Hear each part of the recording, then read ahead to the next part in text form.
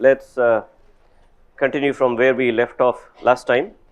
We got introduced to the Z transform, and the Z transform of sequence x of n is defined as sum over all n x of n z to the minus n, and the notation that is commonly used to denote a Z transform pair is similar to what was used for the Laplace transform and for the continuous time Fourier transform. So, you denote this as x of n, you use this double arrow and then have x of z on the right hand side, and the algebraic expression and the region of convergence is a shorthand notation for the power series. Z transform after all is a power series expansion, and the region in the z plane over which this transform is valid is called as the region of convergence. So, this parallels closely what was happening in the Laplace transform case, and then we saw the transform of a to the n u of n. So, this transform, the algebraic expression is 1 by 1 over a z inverse, but this is valid for mod z strictly greater than mod a, and the related sequence that is left sided is minus a to the n u of minus n minus 1, and this has the identical algebraic expression. The only difference is, of course, the region of convergence. And then we also saw examples of finite duration sequences where the region of convergence is the entire z plane except possibly for 0 and or infinity. Let us look at this x of z 1 by 1 over a z inverse, and this is nothing but z by z minus a, and the class of Z transforms that we will be looking at in this course will be of the form b of z over a of z, and this is ratio of polynomials. So, this is very similar to the class of Laplace transforms that you had considered in signals and systems. There it was a ratio of polynomials in S. It was of the form b of s over a of s. So, this is parallel to that, and this class of transforms, namely ratio of polynomials, be it either b of z over a of z for Z transform or b of s over a of s for the Laplace, this class is called, very good. So, these are the class of rational functions,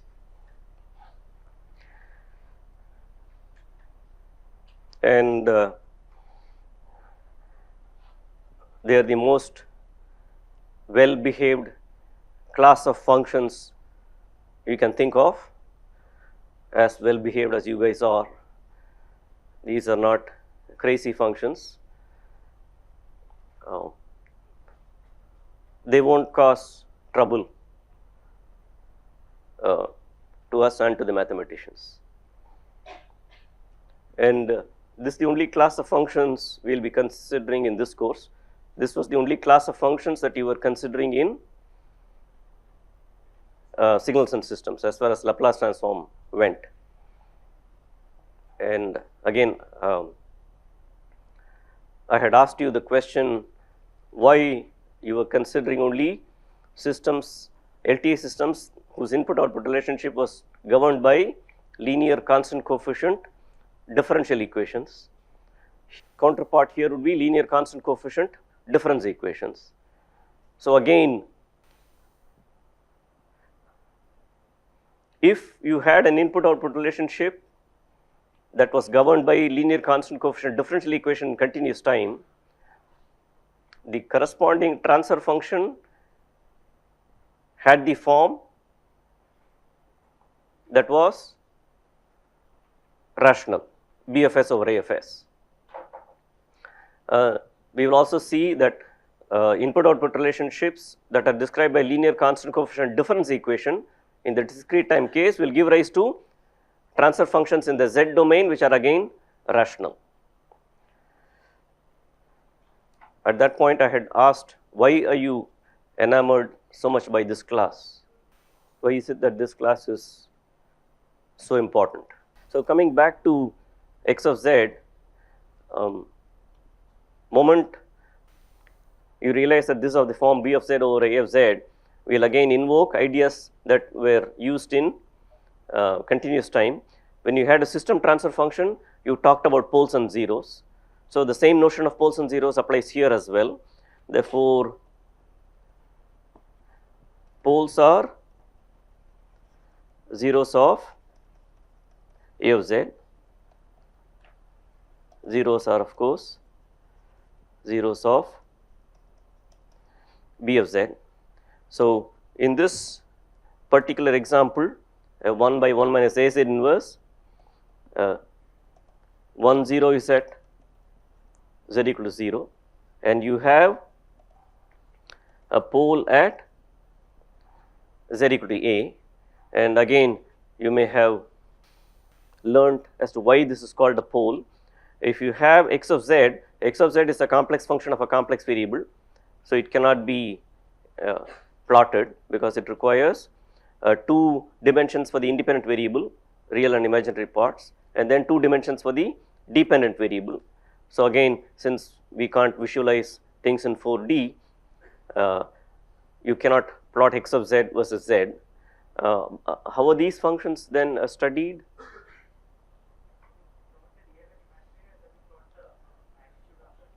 Okay, but that will not be a complete study of the function. In terms of studying these, how are these studied?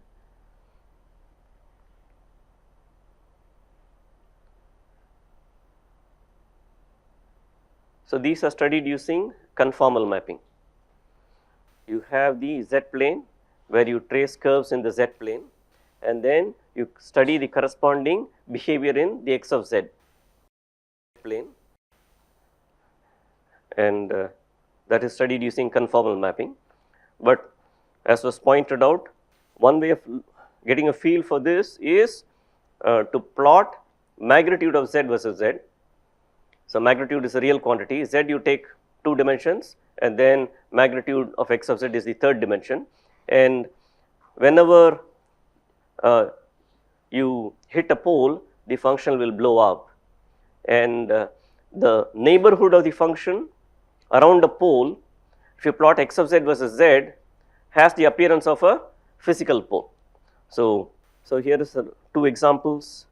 So, this is the real part and this is the imaginary part, and this is the magnitude as z varies, and in these cases where z approaches these 2 points, the function becomes, magnitude becomes larger and larger, and at the pole location the function will actually go to infinity.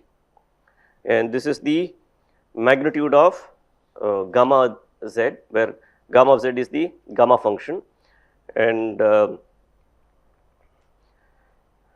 if n is an integer, gamma n is n minus 1 factorial, and whenever you evaluate the gamma function at minus 1, minus 2, minus 3 and so on, it will blow up. So, you see that at minus 1 this blows up, again at minus 2, minus 3, minus 4, minus 5 and so on, it has poles, and this is real z versus imaginary z versus magnitude, because it physically has the appearance of a pole. These are called poles. Now, let us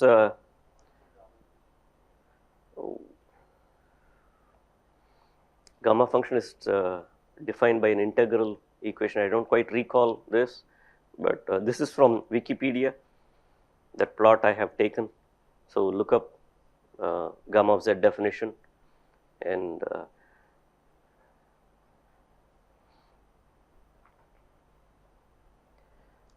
I mean it's defined for all values of z, not just necessarily at the integer points. Okay. So, now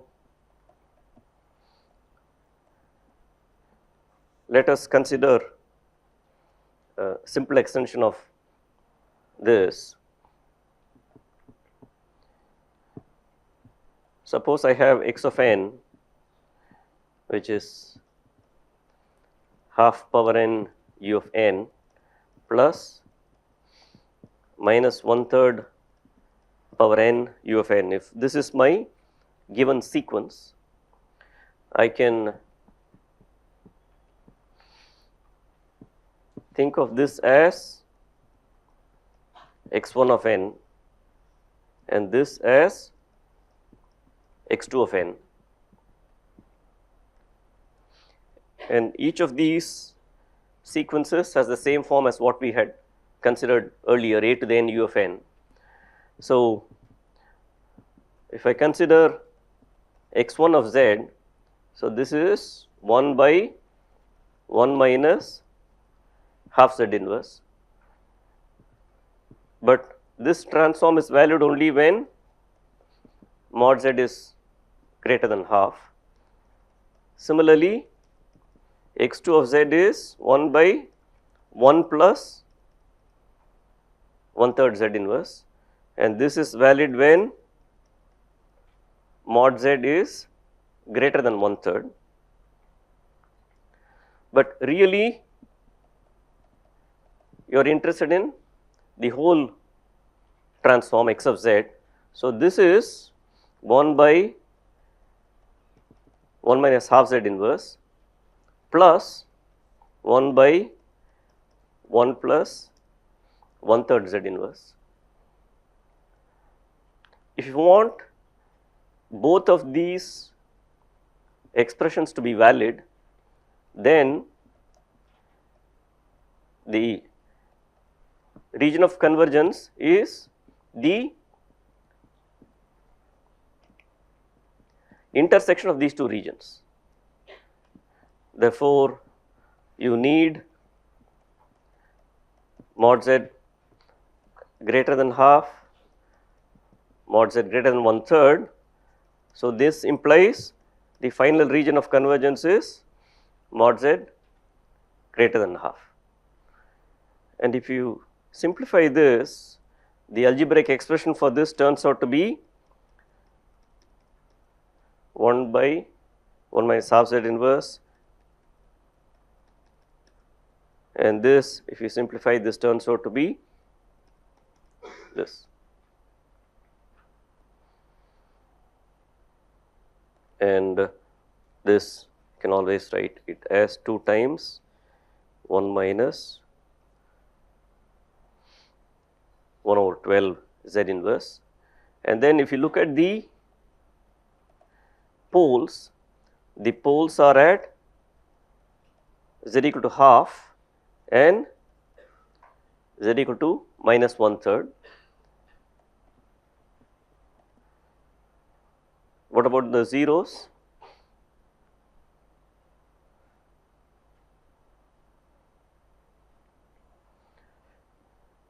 Clearly, there is a 0 at z equal to 1 over 12, all right. Anything else? Yes, very good. There is a 0 at also z equal to 0, and the way to see this is the given x of z is nothing but z minus half, z plus 1/3, 2 times z by z minus 1 over 12. And in this form, you are able to see z equal to 0 is a 0. Same thing here. If you look at 1 by 1 minus a z inverse, if you put z equal to a, the denominator will go to 0. So, superficially if you look at this, you would think there is a pole at z equal to a, and you might think there is no other root, there is no other 0 for example. Whereas, if you write it as z by z minus a, you are clearly able to see the 0 at z equal to 0. Therefore, the important point to note is when you are plotting poles and zeros, you are likely to miss the pole or a 0 at z equal to 0 if you look at the function in terms of z inverse. To make sure you do not miss any of these poles or zeros at z equal to 0, you have to write it in powers of z rather than powers of z inverse. And if you plot the pole 0 diagram, so this is real z, this is imaginary z.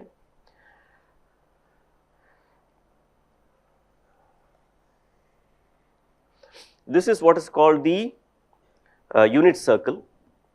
So, this is a circle with radius 1, and this is an important boundary point in the z plane. An important boundary point in the s plane in the Laplace transform was the j omega axis. So, we will see that the unit circle plays the role of the j omega axis as far as the z transform is concerned. So, this is the unit circle, and here you have a pole at z equal to half, you have a pole at z equal to minus 1/3, you have a 0 at z equal to 1 over 12, you also have a 0 at z equal to 0. And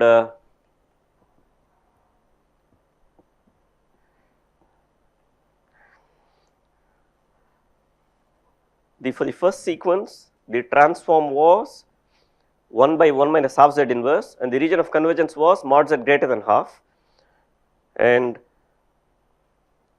this is the circle mod z equal to half, and this is a rough sketch. So, let me mark this. So, for the first sequence, the region of convergence was outside the circle mod z equal to half. Mod z greater than half was the ROC for the first sequence x1 of z. So, you had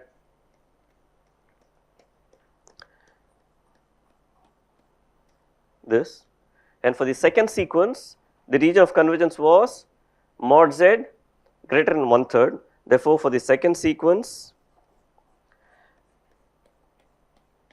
this was the ROC, and hence the overall ROC is the intersection of the individual ROCs.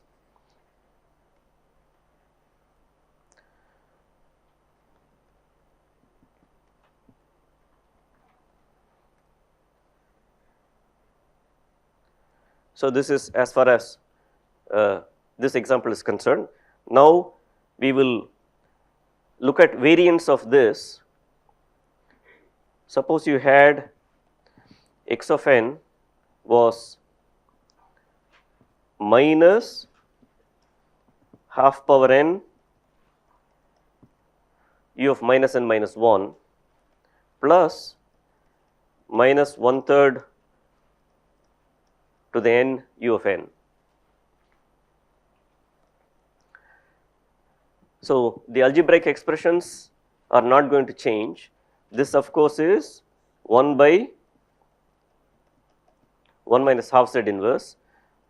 this continues to be 1 plus 1/3 Z inverse. The main difference of course is now the region of convergence is mod Z less than half, whereas this region of convergence is mod Z greater than 1/3.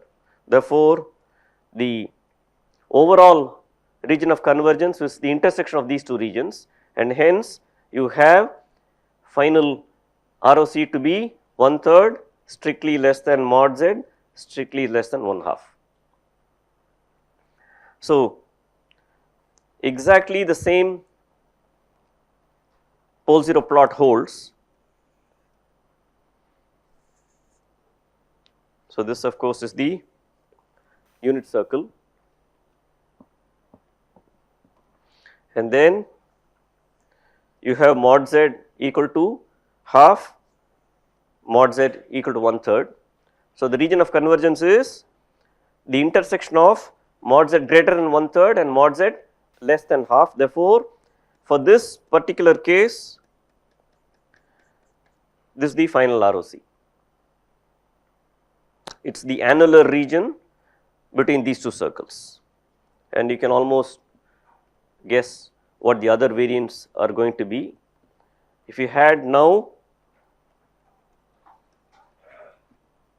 u of minus n minus 1 minus 1/3 to the n u of n, algebraic expressions are identical. This continues as in the previous case, its ROC being mod Z less than half, and in this case you have mod Z less than 1/3, right? Oh, so this should be u of minus n minus 1, yes, thanks.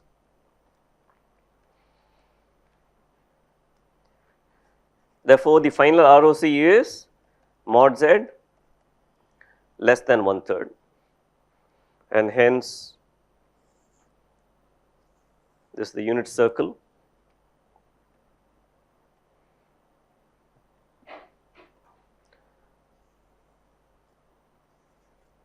These are mod Z equal to half, mod Z equal to 1/3, and the final ROC is this.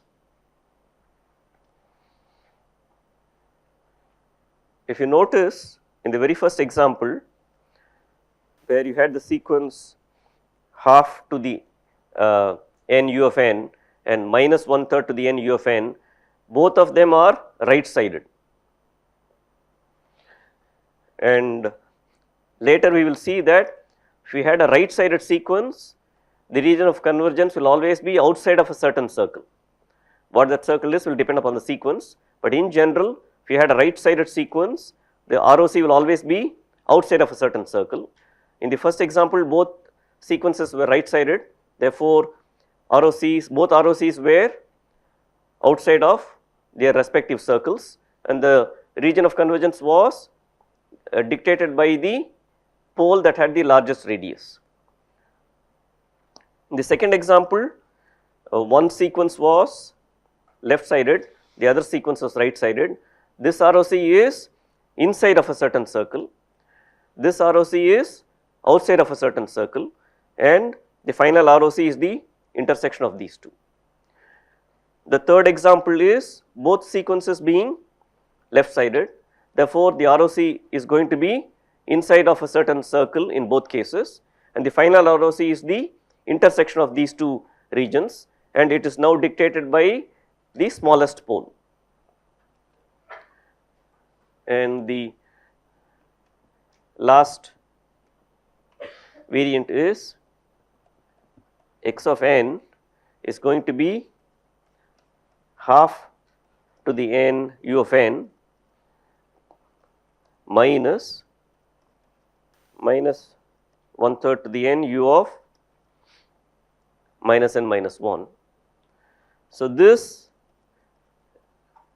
region of convergence is mod Z greater than half, this region of convergence is mod Z less than 1/3, and the intersection is null. There is no common region of convergence, and hence the Z transform of this given sequence x of n does not exist, right. So, this is an important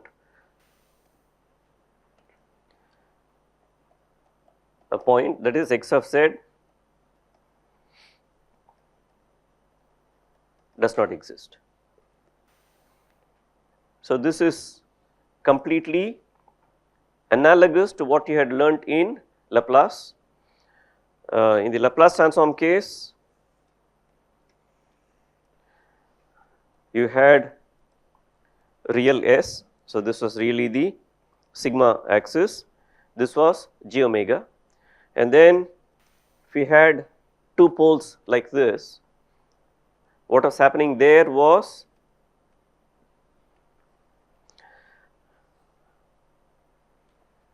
you had vertical lines like this, and then if the region of convergence was this gave rise to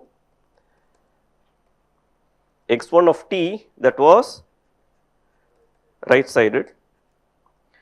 If the region of convergence was between these two vertical lines, you had x2 of t that was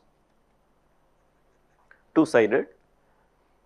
On the other hand, if we had the ROC to be given like this, you had an x3 of t that was left sided. So, when we look at the convergence criterion for Z transform, we will see that the regions of convergence will be, for rational transfer functions, be bounded by circles, whereas in the Laplace transform case, the region of convergence is bounded by vertical lines.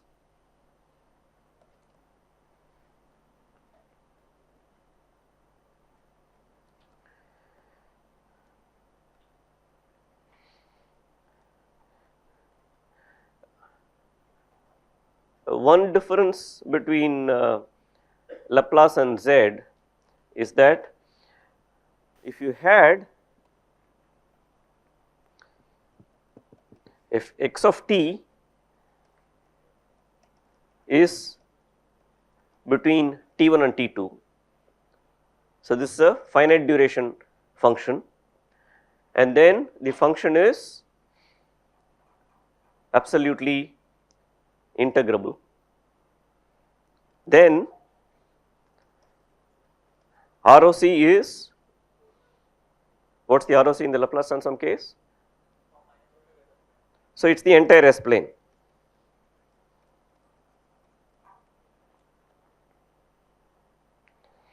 Now, since we have already seen what the ROC is for the finite duration sequence, in the Z transform case, what is one difference that is that should strike you when you look at this ROC versus ROC in the Z transform case for finite duration sequences?